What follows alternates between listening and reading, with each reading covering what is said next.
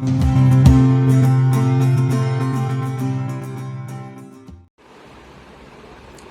friends, welcome to my channel. This is my first video, so I'll be covering a quick sneak peek about Windows license keys, the type of Windows license keys that is available in the market.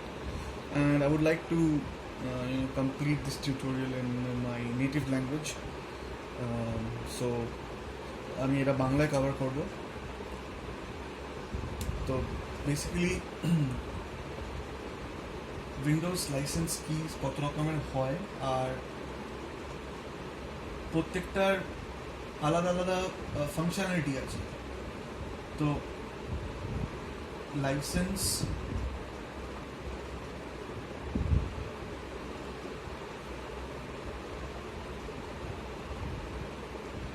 প্রোডাক্টটাকে চার রকমের ভাগ করা যেতে পারে।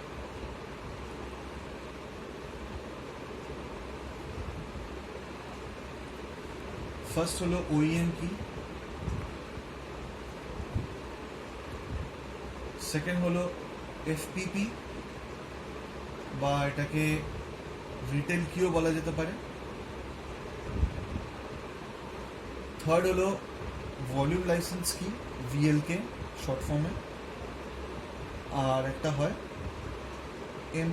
MAC মানে multi activation কি, আর fourth যেটা হয় সেটা হলো MSDN সাবস্ক্রিপশন। তো কুইকলি এই চারটের ব্যাপারে ডিসকাস করে নিই। বেসিক্যালি আমি লাস্ট কয়েকদিন ধরে অনেক রিসার্চ করছিলাম যে কত রকমের কিস, কোনটা কি লাইসেন্সিং মানে কোনটা কি প্রাইস অ্যাভেলেবেল আছে, কোনটা নিলে বেস্ট আমার জন্য সুটেবল হবে, যারা হোম ইউজার বা যারা স্মল বিজনেস রান করছে বাড়ি থেকে, তাদের জন্য কোন লাইসেন্সটা সুটেবল হবে। তো সেটাই একটুখানি জাস্ট একটা কুইকলি ডিসকাস করে দেবো, যাতে আপনাদেরও কিনতে সুবিধা হয় মার্কেট থেকে, আপনাদের কোনো অসুবিধা না হয়। তো ফার্স্ট প্রোডাক্ট কি যেটা অ্যাভেলেবেল হয় সেটা হচ্ছে OEM কি। OEM কি মানে হচ্ছে অরিজিনাল ইকুইপমেন্ট ম্যানুফ্যাকচারার। এই OEM কি হয় বেসিক্যালি, যখন আমরা মার্কেট থেকে কোনো ল্যাপটপ কিনি বা কোনো রেডিমেড ডেস্কটপ কিনি, অল ইন ওয়ান ডেস্কটপ যেগুলো HP হয় বা ডেলের হয়, মিনি পিসিস যেগুলো হয়, যেগুলো বিল্ট ইন অলরেডি মানে অ্যাসেম্বল করা আছে, সেখানে কি হয়, সেখানে যে ম্যানুফ্যাকচারার যে আছে, মানে ফর এক্সাম্পল ধরে নিন HP বা ডেল, তারা কি করে, তারা মাইক্রোসফটের সাথে টাই আপ করে বাল্কে কিস কিনে নেয়। মানে ধরুন উইন্ডোজ 10 কি কিনে নিল, এখন তো কেউ উইন্ডোজ 7 ইউজ করছে না বা উইন্ডোজ 8ও কেউ ইউজ করছে না, most of the users they have migrated or they have shifted over to Windows 10. তো এই ফর এক্সাম্পল HP একটা বাল্কে কি কিনে নিল মাইক্রোসফট থেকে টাই আপ করে, আর এই কিগুলো যে মাদারবোর্ড আছে সেই মাদারবোর্ডের মধ্যে যে ফার্মওয়্যার মানে যেটাকে আমরা বায়োস বলি, এখন তো লেটেস্ট বায়োস আপনারা নিশ্চয়ই জানবেন, UEFI যে লেটেস্ট বায়োসটা ইউজ করা হচ্ছে, মানে যে ফার্মওয়্যারটা মাদারবোর্ডের, সেটার মধ্যে কিজটাকে এমবেড করে দেওয়া হয়। যার জন্য কী হবে, যখন আপনি একটা রেডিমেড কম্পিউটার বা ল্যাপটপ কিনবেন, অনেক সময় দেখবেন প্রি ইনস্টলড উইন্ডোজ অলরেডি আছে আর উইন্ডোজটা অ্যাক্টিভেটেড করা আছে। তো ওরা কী করে, এই প্রত্যেকটা সিরিয়াল কি মাদারবোর্ডের মধ্যে এমবেড করে দেয়, বায়োসের মধ্যে এমবেড করে দেয়। তো আপনি যখন সিস্টেমটা বুট করবেন, আপনি দেখবেন উইন্ডোজ অ্যাক্টিভেটেড অলরেডি আছে, আপনাকে আর কিছু করতে হবে না। তো এটাতে অনেক রকমের পাইরেসিও হয়। অনেক সময় কি হয়, যে ম্যানুফ্যাকচারার আছে সে যে কিটা মানে মাইক্রোসফটের সাথে টাই আপ করে নিল, সে অনেক সময় কিটাকে অ্যাক্টিভেট করে না। সে কি করে, সে যাকে বিক্রি করছে মানে যে রিটেলারকে দিচ্ছে, সে ওই কিটাকে মানে অন্যভাবে দিয়ে দেয়, কিটাকে অ্যাক্টিভেট না করে ওকে সেপারেটলি ওটা দিয়ে দেয়।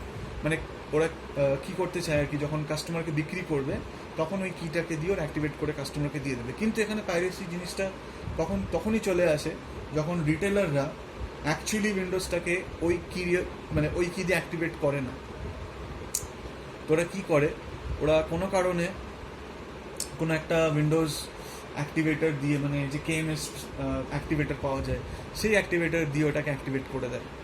তো কাস্টমার যারা অত টেকনিক্যালি নলেজ বা টেকনিক্যালি সাউন্ড না, তারা হয়তো জানবে, মানে তারা কখনো বুঝতেই পারবে না যে ওইএম কি কি মানে কি জিনিসটা কি অ্যাকচুয়ালি, আর তার অ্যাডভান্টেজ কি।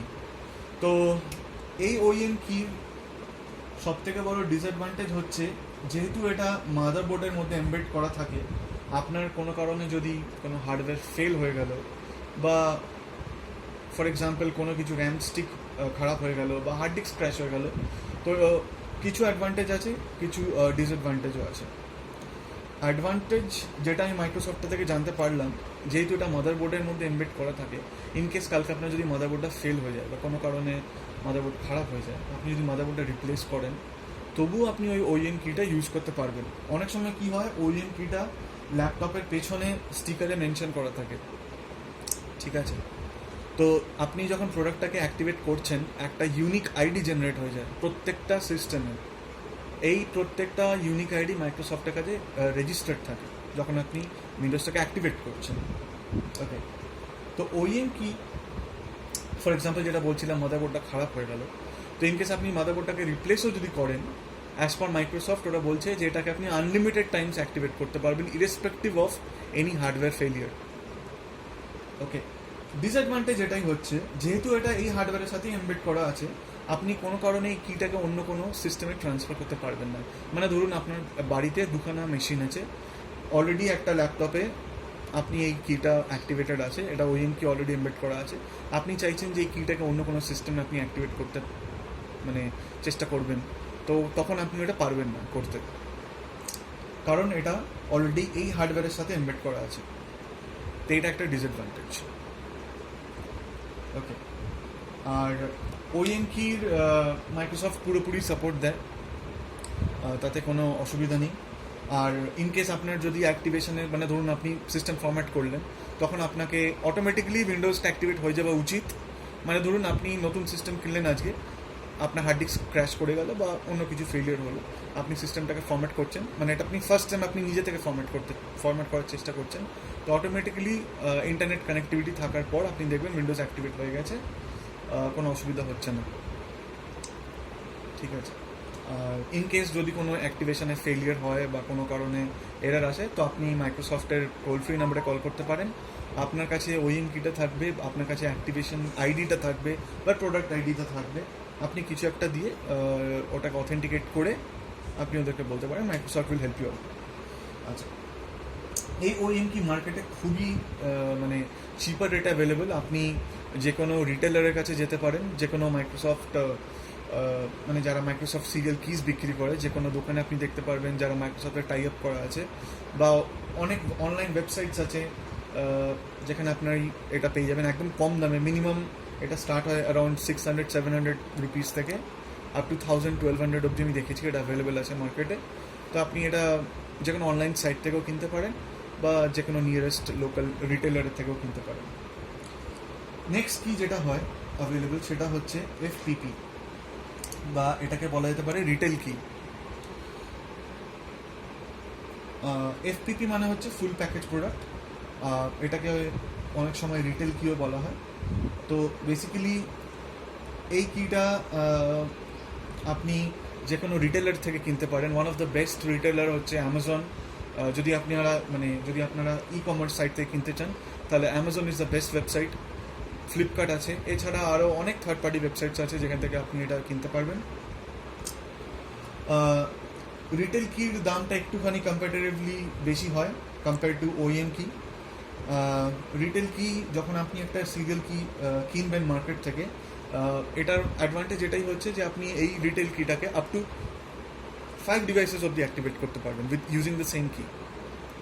ওকে, আপনি যখন এটাকে 6 সিস্টেমে অ্যাক্টিভেট করার চেষ্টা করবেন, আশা করছি ওটা হবে না, আপনাকে এরার দেবে, কারণ এটা লিমিটেড থাকে up to 5 devices only. Microsoft can accept only 5 devices, তার বেশি এটা যেতে পারবে না। এটার অ্যাডভান্টেজ এটাই হচ্ছে, আপনি যদি চান আপনি এই কিটাকে ট্রান্সফার করতে পারেন। তো বেসিক্যালি কী করতে হবে, মানে ফর এক্সাম্পল ধরুন আপনি একটা লাইসেন্স কি কিনলেন যেটা রিটেল কি, যেটা ফর এক্সাম্পল এটা এটা অ্যাকচুয়ালি দু রকমের ডিভাইড করা যেতে পারে, যেটা আমি দেখেছি সেটা হচ্ছে এক রকমের কী হয় যেটা অনলি মানে একটা ইনস্ট্যান্স অ্যাক্টিভেট করতে পারবেন, আরেকটা রকমের কী হয় যেটা দাম একটু বেশি হয়, যেটা আপনি অ্যামাজন ফ্লিপকার্ট থেকে পেয়ে যাবেন। ওখানে আপনি দেখবেন মেনশন করা থাকে ক্যান অ্যাক্টিভেট ডিভাইসেস, মানে it can activate up to 5 devices. Okay, তো আজকে ধরুন আপনার কাছে দুটো সিস্টেম আছে, আর আপনি একটা দুটো দুটো সিস্টেম আপনি অলরেডি ওকে অ্যাক্টিভেট করে নিয়েছেন। ওকে, এবার আপনি ধরুন ফার্স্ট সিস্টেমটাকে আপনি কোনো কারণে আবার ক্র্যাশ হয়ে গেলে আপনি ওটাকে ফরম্যাট করতে চাইছেন, তো ওটাকে আপনি ব্যাকআপ নিয়ে নিতে পারেন কিটা। আর এটার আরেকটা অ্যাডভান্টেজ হচ্ছে এই কিটাকে আপনি চাইলে অন্য সিস্টেমে ট্রান্সফার করতে পারেন। তার জন্য কি করতে হবে, পুরনো যে মেশিনটাতে অলরেডি অ্যাক্টিভেটেড আছে সেইটাকে আপনাকে আগে ওটাকে আনইনস্টল করতে হবে, আনইনস্টল করার পর সেকেন্ড সিস্টেম ওটাকে অ্যাক্টিভেট করতে হবে। এটার জন্য আপনি slmgr কমান্ডটা ইউজ করতে পারেন, আপনি গুগল করতে পারেন, আপনি অনেক রকম প্যারামিটার পেয়ে যাবেন। ওয়ান অফ দ্য মানে কমন এক্সাম্পল আমি আপনাকে দিয়ে দিই কী করে আনইনস্টল করতে হয়, সেটা হচ্ছে ইউপিকে দিয়ে আপনি অ্যাক্টিভেশন আইডিটা দিতে পারেন। আর মানে এটাকে আনইনস্টল করার পরও এই কিটা কিন্তু আপনার রেজিস্ট্রিতে থেকে যায়, তো সেটার জন্য আপনাকে slmgr/cpky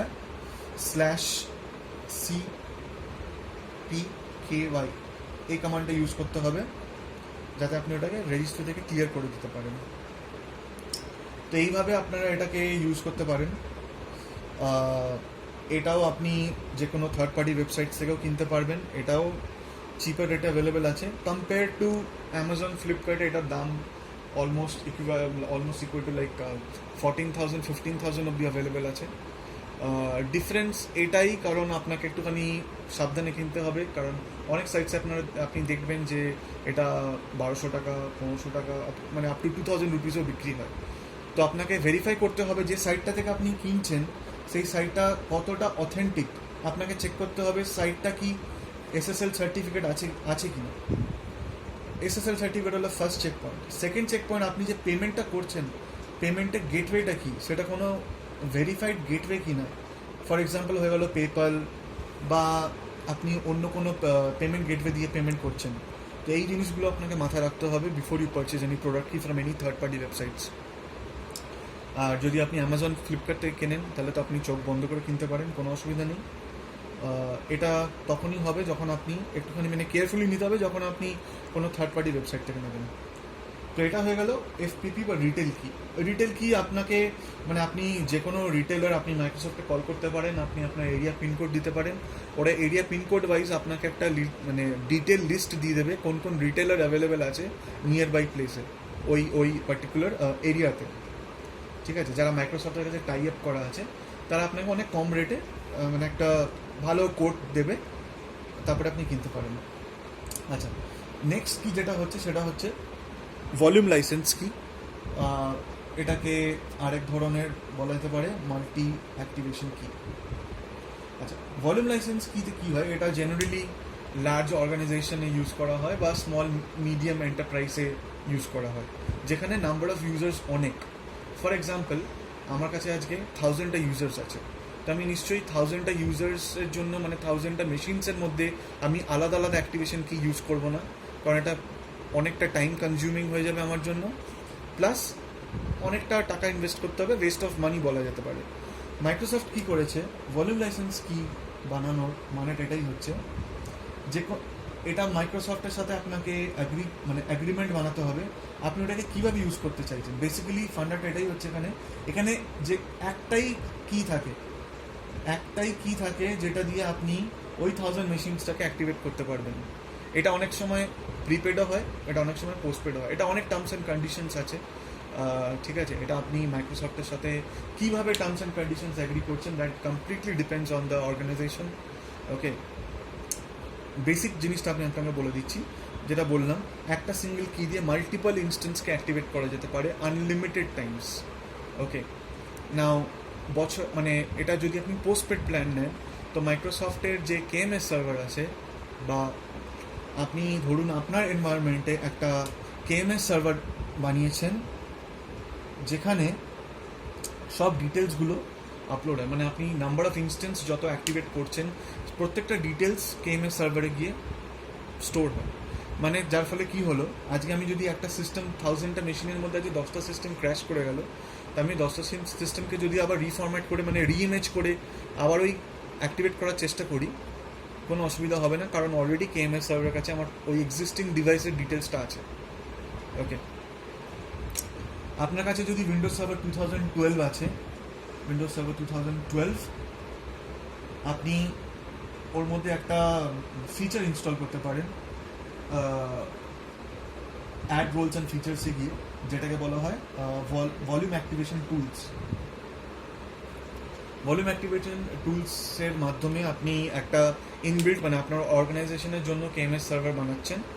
ওকে, সেই কেএমএস সার্ভারে কেএমএস সার্ভার বানানোর জন্য এখানে আপনাকে আরেকটা কি লাগবে, সেটা হচ্ছে যেটাকে বলা হয় কেএমএস হোস্ট কি।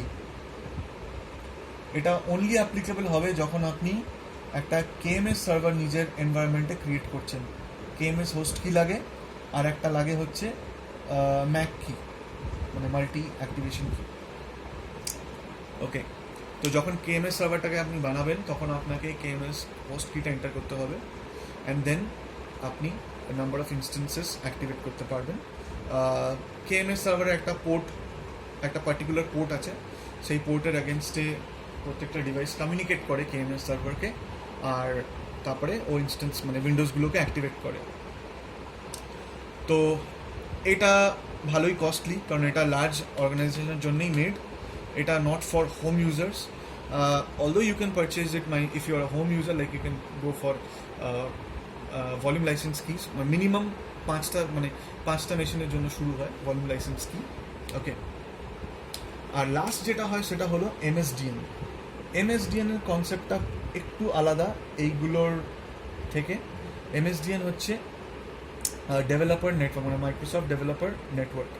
এমএসডিএন এর জন্য আলাদা সাবস্ক্রিপশন কিনতে হয়, যেটা ভালোই কস্টলি। এটা অনলি ফর ডেভেলপার্সদের জন্য মেড। এটার মধ্যে ইনবিল্ড কিজ কিছু অ্যাভেলেবেল থাকে, মানে ধরুন আপনি ভিজুয়াল স্টুডিও বা কোনো SQL server, sequel server use করছেন, ঠিক আছে, এর সাথে উইন্ডোজও আছে, অফিসও থাকে, আরও অনেক প্রোডাক্টস অ্যাভেলেবেল আছে যেটা মানে নট ফর রেগুলার ইউজার্স। ওকে, আপনি যদি একটা হোম ইউজার হন আর আপনি যদি নিজের জন্য একটা সিরিয়াল কি কিনতে চান, তো আমি বলবো this would be the best solution বা best option you can go for, which is the FPP or retail key যেটাকে বলা হয়।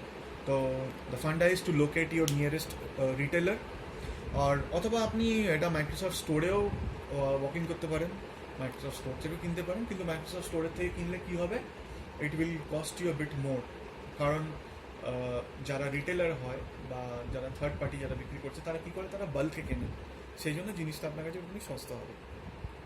ওকে, সো গাইজ এইটুকুনি কভার করা ছিল। আমি অন্য একটা টিউটোরিয়ালে এমএসডিএন এর ব্যাপারে কভার করব, কারণ এটা একটুখানি ভাস্ট আছে আর একটুখানি ডিটেলসে ইন ডেপথে বলতে হবে। তো it was my first video, hope you liked it, and যদি ভালো লাগে প্লিজ কমেন্ট করুন, শেয়ার করুন, আর সাবস্ক্রাইব করুন আমার চ্যানেলকে, আর অবভিয়াসলি লাইক করুন। Thank you guys, stay safe, take care everyone, দেখা হবে নেক্সট ভিডিওতে। Thank you, bye by.